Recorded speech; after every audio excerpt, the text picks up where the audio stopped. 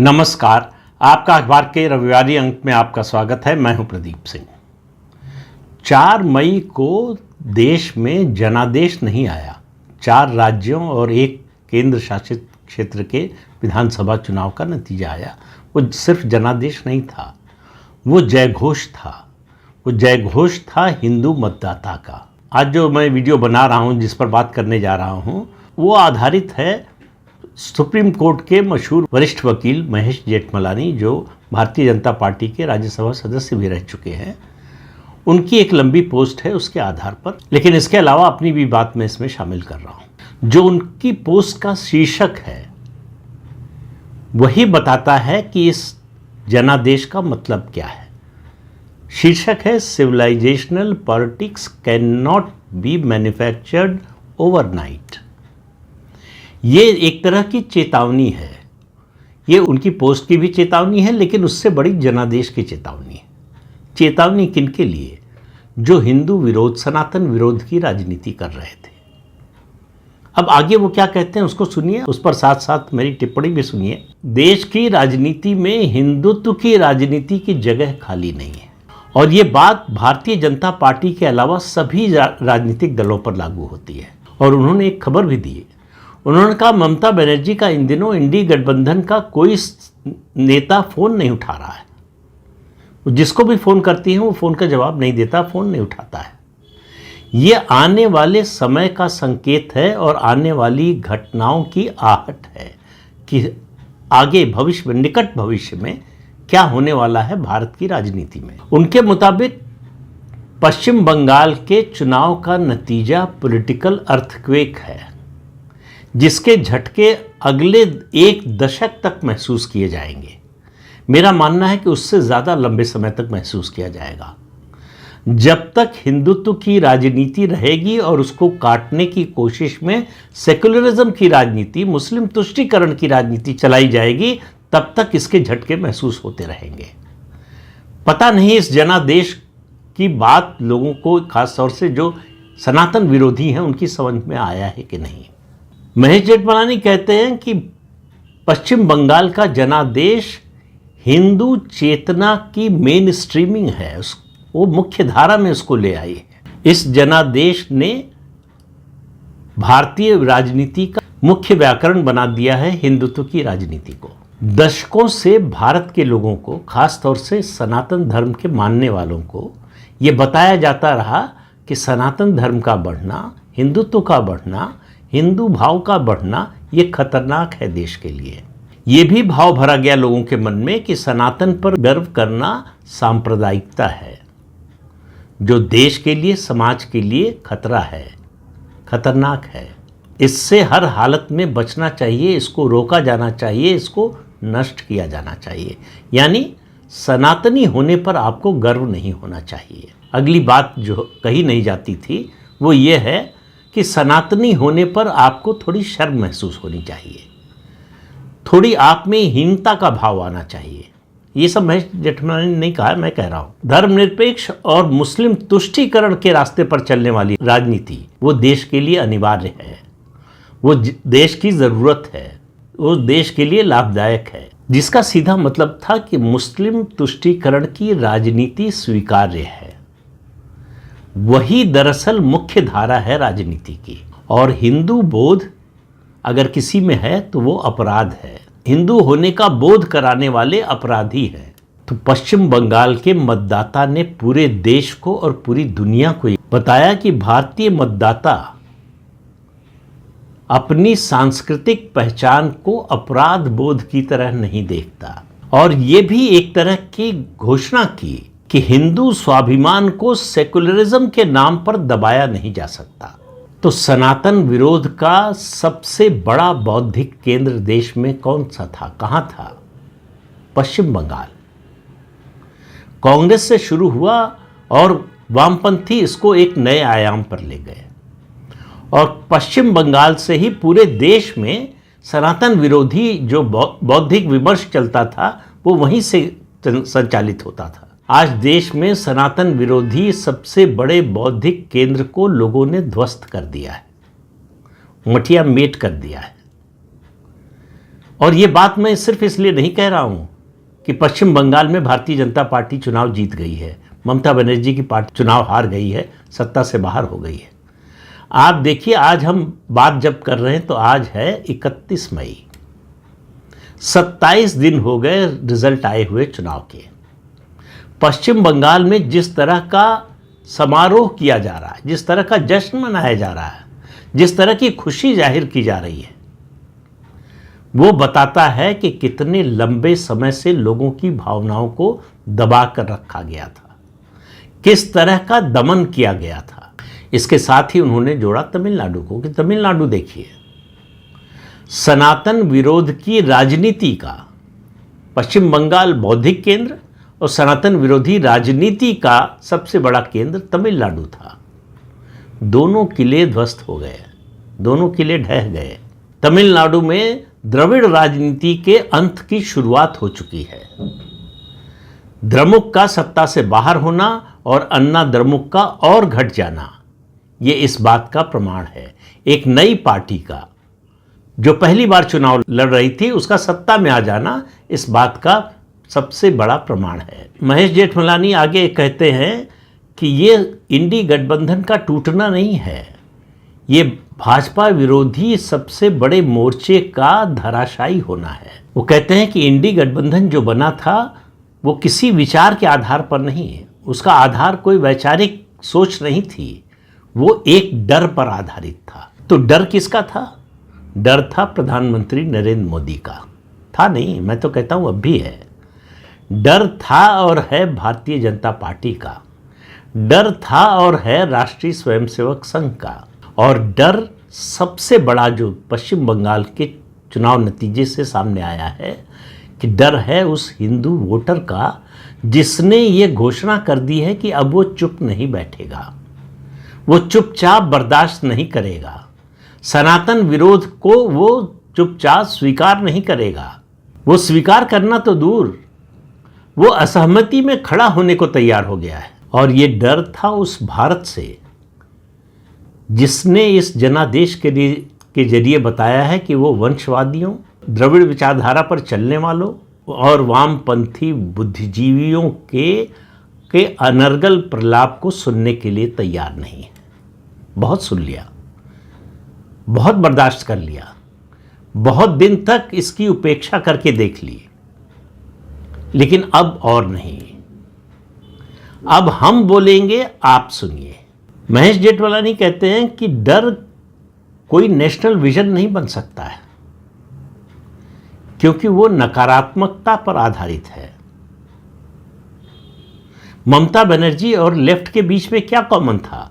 सिर्फ भाजपा से घृणा, हिंदुत्व से घृणा, सनातन धर्म से घृणा, यही दोनों में कॉमन था। डीएमके और कांग्रेस में क्या कॉमन था? डीएमके और कांग्रेस में सुविधा या कहें अवसरवाद की जो राजनीति होती है, अवसरवाद का जो व्यवहार होता है, वो कॉमन था। अवसरवाद की सोच का ही नतीजा है कि चुनाव परिणाम आते ही कांग्रेस पार्टी ने डीएमके को छोड़ दिया, क्योंकि कांग्रेस को अब टीवीके के साथ अवसर नजर आ रहा है। तो कोई वैचारिक आधार पर दोनों दल नहीं जुड़े थे, कोई गठबंधन नहीं था। और क्षेत्रीय दलों और कांग्रेस में जहां जहां जिन राज्यों में गठबंधन है, उसका आधार क्या है? उसका आधार सिर्फ राजनीतिक रूप से प्रासंगिक बने रहने की कोशिश है कि अलग अलग नहीं तो कम से कम मिलकर राजनीतिक रूप से प्रासंगिक बने रहे। अब ये पूरा तंत्र जो खड़ा किया गया था, पूरा जो ढांचा खड़ा किया गया था, वो चरमरा रहा है। बल्कि मैं तो कहता हूं वो चरमरा कर चकनाचूर हो चुका है, टूट चुका है। ये पूरा ढांचा जो बनाया गया था कुछ बनाने के लिए नहीं, कोई कुछ निर्माण करने के लिए नहीं, कोई पॉजिटिव चीज़ करने के लिए नहीं, किसी को रोकने के लिए, भारतीय जनता पार्टी को रोकने के लिए, प्रधानमंत्री नरेंद्र मोदी को रोकने के लिए, राष्ट्रीय स्वयंसेवक संघ को रोकने के लिए और सनातन धर्म को रोकने के लिए, सनातन धर्म के विस्तार को रोकने के लिए, सनातन धर्म के बोध को, लोगों में जो सनातन धर्म का अपनी संस्कृति का बोध है, उसको रोकने के लिए था। पूरी तरह से नकारात्मकता पर आधारित था। तो भारत में सनातन धर्म को गाली देकर कोई राजनीतिक ढांचा खड़ा नहीं किया जा सकता। ये इस जनादेश का संदेश है। कुछ समय लग सकता है, इसमें कुछ देरी हो सकती है, लेकिन ये अंतिम परिणाम ये होगा कि आप सनातन को गाली देकर एक राजनीतिक ढांचा खड़ा कर लें, ऐसा नहीं हो सकता। हिंदू प्रतीकों का, मंदिरों का, हमारे देवी देवताओं का, हमारे आराध्य देवताओं का, देवियों का आप मजाक उड़ाएं, उनको गाली दें, उनको अपमानित करें और चुनाव के समय जनेऊ पहनकर आ जाएं, ये अब नहीं चलने वाला है। लोग इसको बहुत अच्छी तरह से समझते हैं। आपकी इस नीति के पीछे जो नीयत छिपी है उसको लोग अच्छी तरह से पहचानते हैं। वो देख रहे थे कि आप किस हद तक जाते हैं। भारतीय राजनीति की अगली शताब्दी इस बात से तय होगी कि कौन जमीन से जुड़ा हुआ है, किसकी जड़ें संस्कृति में हैं, कौन अपनी संस्कृति पर गर्व करता है, किसमें हिंदुत्व का बोध है, कौन भारतीय संस्कृति में रचा बसा है। ये जो उपनिवेशवादी सोच है उसको ये देश नहीं स्वीकार करने वाला अब, और देश उससे निकल रहा है। देश ऐसे लोगों का तिरस्कार कर रहा है। हर पार्टी अब जो बदलाव आ रहा है, जो परिवर्तन हो रहा है, उसको देखकर हर पार्टी कोशिश करेगी हिंदुत्व की राजनीति करने की, हिंदुत्व की ज़मीन पर आने की, लेकिन वहाँ कोई जगह खाली नहीं है। उस जगह को पूरी तरह से संघ परिवार, भारतीय जनता पार्टी, राष्ट्रीय स्वयंसेवक संघ और उसके नेता भर चुके हैं, उसके समर्थक भर चुके हैं। वहाँ आपके खड़े होने की भी गुंजाइश नहीं है, क्योंकि संघ और भाजपा वो कोई चुनावी वेशभूषा नहीं है उनके लिए हिंदुत्व। इसके लिए उन्होंने संघर्ष किया है, लड़ाई लड़ी है, जब भी मौका आया है सच बोलने की हिम्मत दिखाई है, बलिदान दिया है, लंबे समय तक संघर्ष किया है। राष्ट्रीय स्वयंसेवक संघ ने 3 प्रतिबंध सहे हैं। ये सब बातें उन्होंने नहीं कही, मैं कह रहा हूं, ये उससे निकल कर आए हैं। एक शताब्दी के संघर्ष का ये नतीजा है ये जनादेश। इसीलिए आप याद कीजिए, पश्चिम बंगाल के चुनाव के पहले भारतीय जनता पार्टी के राष्ट्रीय संगठन महामंत्री बीएल संतोष ने कहा था कि हमारे लिए ये चुनाव नहीं है, चुनावी लड़ाई नहीं है, सिविलाइजेशनल बैटल है। और उस सिविलाइजेशनल बैटल को भारतीय जनता पार्टी ने जीत लिया है, क्योंकि वो अपनी बात लोगों को समझाने में सफल रही है कि अगर संस्कृति नहीं बचेगी तो हमारी पहचान नहीं बचेगी, हमारा अस्तित्व नहीं बचेगा। जो काम मुस्लिम और मुगल शासक, उसके बाद ब्रिटिश शासक नहीं कर पाए, उसको स्वतंत्र भारत के राजनीतिक दल और उसके नेता, जो सेकुलरिज्म नाम की एक बीमारी से ग्रस्त हैं, वो करने की कोशिश कर रहे हैं। सेकुलरिज्म इस देश की राजनीति की सबसे बड़ी व्याधि है और अब ये लाइलाज हो चुकी है। अब इसकी सर्जरी की जरूरत है। ये सब उन्होंने नहीं कहा, मैं कह रहा हूं। फिर उन्होंने कहा कि शिवसेना का उदाहरण देख लीजिए। बाल ठाकरे ने हिंदुत्व के विचार पर आधारित एक दल बनाया, उसने अपनी एक पहचान बनाई, हिंदुत्व की राजनीति में अपनी जगह बनाई। सेकुलरिज्म की राजनीति पर खड़े होने के लिए उद्धव ठाकरे ने उसको त्याग दिया। आज उद्धव ठाकरे कहाँ हैं? न घर के हैं न घाट के हैं। ये शब्द भी महेश जेठमलानी का नहीं है। तो भारत की नई राजनीति हिंदुत्व की जमीन पर खड़ी होगी, हिंदुत्व से और भारतीय संस्कृति से जुड़ी हुई होगी। जिन लोगों ने इस संस्कृति का, सनातन धर्म का मजाक उड़ाया, अब आने वाले समय में आप देखेंगे वो इसकी नकल करने की कोशिश कर रहे हैं। उन्होंने पिछले 80 सालों में, उससे पहले की बात ना करें, आज़ादी के बाद की ही बात करें, उन्होंने अपनी राजनीति सनातन विरोध, सनातन घृणा की ज़मीन पर तैयार की। आज वो उसकी फसल काट रहे हैं। अब उन्हें पता चलेगा कि भारत के लोग, सनातनी, कुछ भी बर्दाश्त कर सकते हैं, कुछ भी भूल सकते हैं, लेकिन वो अपनी संस्कृति का अपमान नहीं भूल सकते। ये पाप जो सेकुलर राजनीति करने वाले तथा कथित सेकुलरिज्म की राजनीति करने वाले हैं उन्होंने किया है। ये भी बात महेश जेठमलानी ने नहीं कही है, मैं कह रहा हूँ ये पाप उन्होंने किया है और इसकी सज़ा वो भुगत रहे हैं। इसकी सज़ा जो है इस देश का मतदाता दे रहा है। उसको समझ में आ गया है कि इनको कितना भी मौका दो ये सुधरने वाले नहीं, ये इसी तरह से रहेंगे। इनकी हालत कुत्ते की पूंछ की तरह है, चाहे जितने समय तक आप सीधी नली में डालकर रखिए, जब भी उससे निकालेंगे तो टेढ़ी ही मिलेगी। तो ये भारत देश के हिंदू मतदाता का जयघोष है कि अब आने वाले समय में जो राजनीति होगी वो हिंदुत्व की ज़मीन पर होगी, हिंदुत्व की विचारधारा के आधार पर होगी। जो प्रतियोगिता होगी राजनीतिक दलों में वो हिंदुत्व की विचारधारा के आधार पर होगी। ये मुस्लिम तुष्टीकरण की राजनीति की विदाई हो गई है। महेश जेठमलानी ने केवल पश्चिम बंगाल और तमिलनाडु का उदाहरण दिया, मैं इसमें असम को भी जोड़ता हूँ।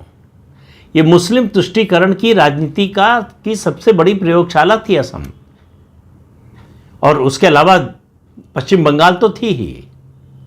पश्चिम बंगाल में भी, असम में भी और देश के दूसरे राज्यों में भी जहां मुस्लिम पॉपुलेशन 8, 10, 12% या उससे ज़्यादा है, वहां राजनीति इस तरह से चलाई गई कि मुस्लिम तय करेंगे कि इस प्रदेश में या इस देश में किसका शासन होगा, कौन सा राजनीतिक दल चुनाव में सफल होगा, ये मुस्लिम वोट तय करेगा। तो मुस्लिम वोट का वीटो तो नरेंद्र मोदी ने 2014 में ख़त्म कर दिया था, लेकिन 2026 में उन्होंने हिंदू वोट का वीटो जो है तैयार किया है, जिसे कोई ख़त्म नहीं कर सकता, क्योंकि ये देश सनातनियों का है। सनातन को इस देश की धरती से कोई उखाड़ नहीं सकता है। उनको कुछ समय के लिए दबा सकते हैं आप, उनका दमन कर सकते हैं, अत्याचार कर सकते हैं। आप सुनिए पश्चिम बंगाल से अत्याचार की कैसी कैसी घटनाएं सुनने को मिल रही हैं, और जिस तरह का काम तमिलनाडु में डीएमके ने किया, खास तौर से एमके स्टालिन के बेटे उदयनिधि स्टालिन ने किया, सनातन का समूल नाश कर देना चाहिए। अब उनकी पार्टी का समूल नाश होने का समय आ गया है। अभी केवल सत्ता से बाहर हुए हैं, आप इंतजार करते रहिए, वो राजनीति से बाहर होंगे। तो सनातन का समूल नाश करने वालों का यही हश्र होने वाला है। याद कीजिए आरजेडी के एक नेता और पूर्व मंत्री का बयान जो रामचरितमानस के बारे में उन्होंने दिया था, हिंदू देवी देवताओं के बारे में दिया था। आज बिहार की राजनीति में आरजेडी अप्रासंगिक हो गई है। आज हालत ये हो गई है कि राबड़ी देवी सरकारी बंगला खाली करने को तैयार नहीं है, धमकी दे रही है मुख्यमंत्री को कि फोर्स बुला लो, खाली नहीं करेंगे।